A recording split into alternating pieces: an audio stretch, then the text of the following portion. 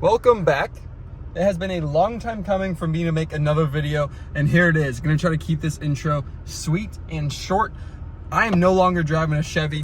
I am no longer driving a Tesla. I am driving a Ford. It is an F-150, and today we've got some work to do. We're going to be throwing a Roush intake on this thing because tomorrow I've got tuning. I decided I'm not quite there for electric cars, so I decided a big old truck is what I needed, so I bought myself a 2023 F-150. We have had so many things happen in the last few months. I'm excited to share more with you. Let's check out one more update. In my garage right now, I've got a couple of bikes. Neither one of them you're going to recognize, but this is a 2009 Kawasaki Ninja 650R that I am fixing up to sell. We've been flipping some bikes lately, and this is just one of them that I have right now. We've gone through a number of them lately, and unfortunately, I just haven't been filming, so you guys haven't seen any of them. This one, however, as you see, there is not another Grom in here. So this is my new to me 2014 Honda Grom, and very, very soon we are going to be doing a full stunt build. Full stunt build. Everything on this bike, except for the plastics and the seat, are basically going to be redone. I am so excited for that. We have a ton of parts coming. Stay tuned for that video. We are going to be seeing the same tuner who tuned that tomorrow to tune my truck. So I'm very excited about that. Get more reliability, get more power, get more economy out of this thing, a little bit better gas mileage, a little bit more oomph behind it. I'm super excited. So we're gonna get the intake put on this thing. This is what we are working with for now. Nice big black box. And we're gonna go over here to the pretty little brown box. Let's just skip past this warning label, get right to it. Some big tubes.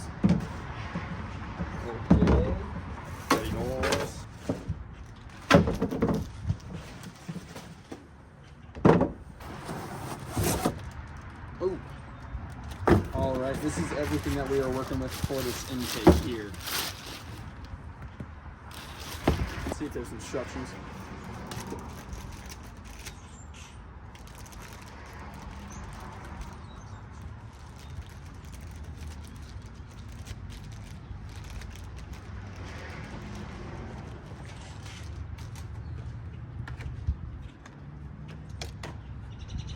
Let's get the old one out.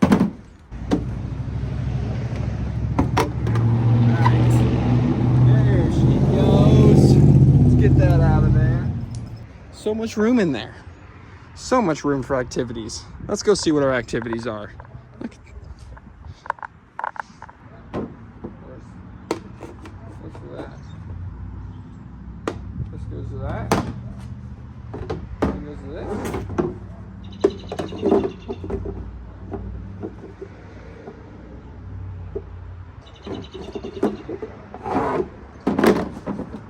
Gonna go measure some tubes. All right, this little intake tube took a little bit to figure out. The boot is very tight, so I had to put it on the throttle body first and then slip the intake into it after, and then I'm gonna end up tightening this one up once I get the rest of it in. Let's go ahead and start configuring the rest of it. Oh, also, the vacuum hose definitely goes on the far one, not on this one. It looks like it should work for both. If you put it on this one, you might end up kinking your line a little bit. Don't do what I did. Put it on the one that is in the same spot as factory. Makes sense, right? I wish. All right, this put together, make sure you got your clamps on already. Saves you a bunch of time. And just like that, we are set in place. There's nothing else to hold it in back here. Kind of just hangs out. Okay. Weight reduction gets rid of a couple bolts, I guess. Let's get these clamps on.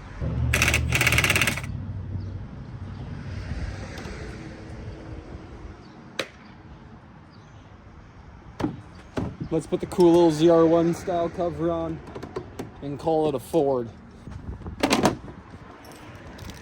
You know, as I'm finishing this up, I do have to say, for a $400 intake and really almost no options in the internet for this truck, not the most impressed. I think that this should be a little bit better quality for sure. It looks cool, that's for sure.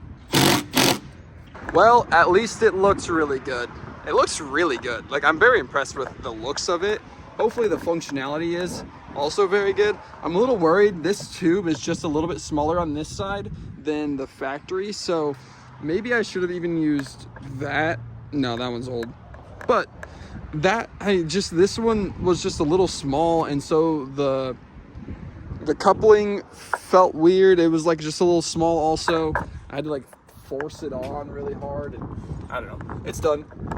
Intake on. So the only other thing that's done to this truck is an exhaust. I've got an MBRP full exhaust on this, stock headers, and we're gonna get this thing tuned, and hopefully between those two things, intake and exhaust, we can pull some good power out of this. Now, we're not gonna know a number. The guy I go to, he just street tunes, but hopefully we can tell a good difference throughout, especially the shifting, but in just power as well. So we are wrapping this up. We have a place to head to, and I'm gonna show you guys another project that I've been working on in the background. If you follow me on Snapchat, which definitely do, you've seen it already. But we're gonna head across town and go see our buddy Ralph. All right, so we've already been here a little while, but Ralph's shop, we've got some stuff going on. Let me show you what Ralph is making. We've got axle sliders for Groms. We've got rear sets, and he's making 12 bars. Look at, dude, all fabricated, powder coated, everything right here. So I've been cutting a bunch of stuff, got a bunch of stuff to cut. He's prepping it. We got a full-on operation over here. Sandblasting station, going real good. And powder coating. So the powder that I'm doing for all my stuff is right there. And it hopefully should turn out real special. So just have to wait until we get the bike, start going together, and you guys will see what color I went with. Hopefully it looks good. It's something pretty far out there. Ralph's CRF 125. Grom swapped like I did on mine with a Grom motor, Grom forks, Grom swing arm, CRF 110 frame. This thing is freaking sick. Just always up to something over here. Always up to something. All right, we had a very successful night helping Ralph out, getting a bunch of stuff set up, getting some stuff started to fabricate. So we have a lot of stuff. That was a very, very, very good night. So we're gonna head home. It is 12:45 a.m. and I was there for longer than I wanted to be, but we were chugging along, and I'm very happy. We got to get home, get to bed. We got tuning in the morning, and I'm very excited. Let's go. All right, kind of a dreary morning out here, but time to get the F150 tuned. And since it's just me here this morning, probably won't get any filming because we have to drive to tune it. So it's just the F150. We'll just do a little recap at the end, probably let you know how it is, how I feel about it. Hopefully it's a lot better, but yeah, probably won't film a whole lot since I don't have anybody to do it for me. So, well, that only took about 3 hours. Not the worst I've ever had to do. Everything went pretty smoothly. We got the sport mode dialed in. Never hit a limiter in this thing, and we hit it multiple times today. So that's awesome. Definitely feels like it's driving a lot better. 10-speed transmission, absolutely just butter right now. It's fantastic. Very happy. Now we just got to see if we can get Austin's truck tuned, and then we got to race him because Austin also just went and bought a 2019 F150 with the 2.7 EcoBoost in it. My tuner said if he can get his hands on that thing, he can make it whoop up on my truck. So gonna hopefully encourage Austin enough to get his truck tuned by him and see what it does. Apparently there's like a burble thing that you can do on Fords. I don't know if it's specifically Ford or if it's just, I don't know. Apparently there's a burble thing. Couldn't get that to work. He's gonna look into it, and then maybe we can get a burble tune on the old F-150 work truck. If we got that to work, just driving down the road, popping and banging. Be sweet. Everything's fantastic except for some reason, my right blinker one of them decided to go out or do something funny. Seems like it's working. Definitely have some condensation in there. That might be part of the issue. That one's working. I have to figure out why my blinker is acting up on the inside of the truck. Seems like it's working fine. That's stupid. I don't know, I'm pissed. We're going to end this video off in the garage. We haven't done a video in a long time, and so it's been a long time since we've been in the garage. I'm going to be changing out the fuel level sending unit in my 2009 Ninja 650R, and we're going to get this thing listed up on Facebook Marketplace, see if we can flip it and make a couple bucks on it. I've already got the tank loosened up, the seat and the trim off of it, so basically we just need to undo the fuel lines and the wiring, and then flip this baby over, take the old fuel level sending unit out, and then put the new one in, and this thing should be good. So should be pretty quick and easy. Let's get this tank off.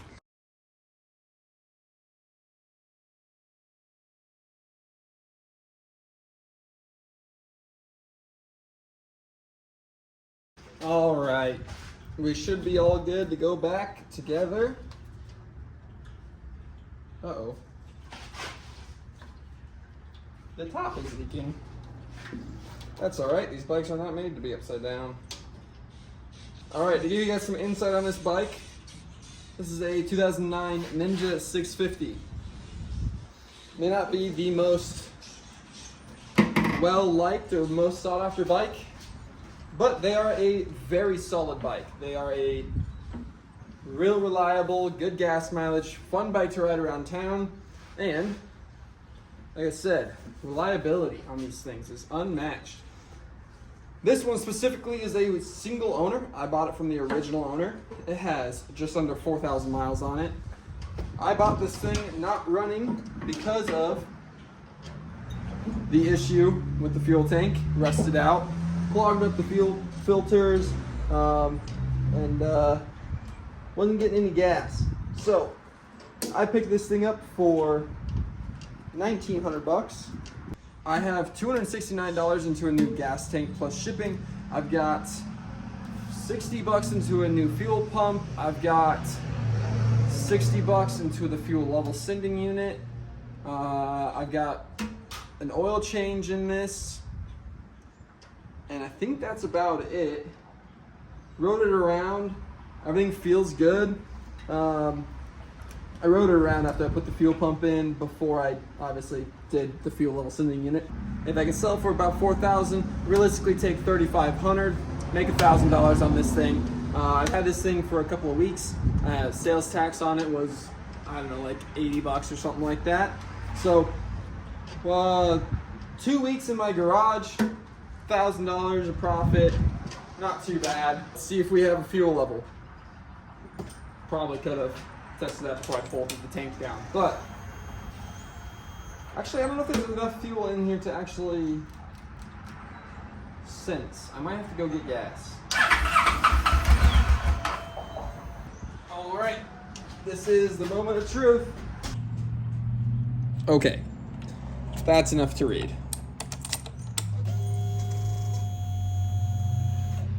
Hey, we have fuel level. All right, the bike is absolutely dialed in. It's been a long time since I've been on a big bike for like as long of a ride that I just went on.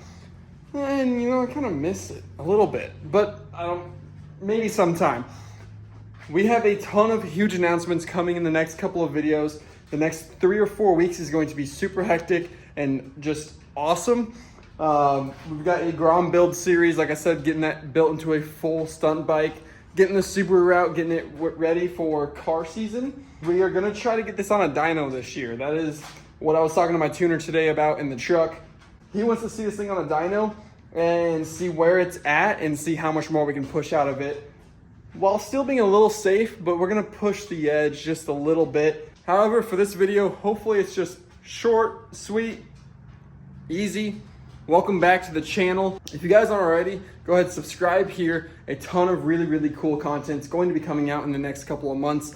especially after May 15th. We have a huge announcement. So stick around for that. Follow me on Snapchat. You'll see a lot more day-to-day updates rather than a bike just randomly popping up in the garage. You'll kind of see the purchase process and all that stuff when it comes, when it goes, more real lifetime updates of everything. So go follow me on Snapchat. Otherwise, we'll see you guys in the next one. See you.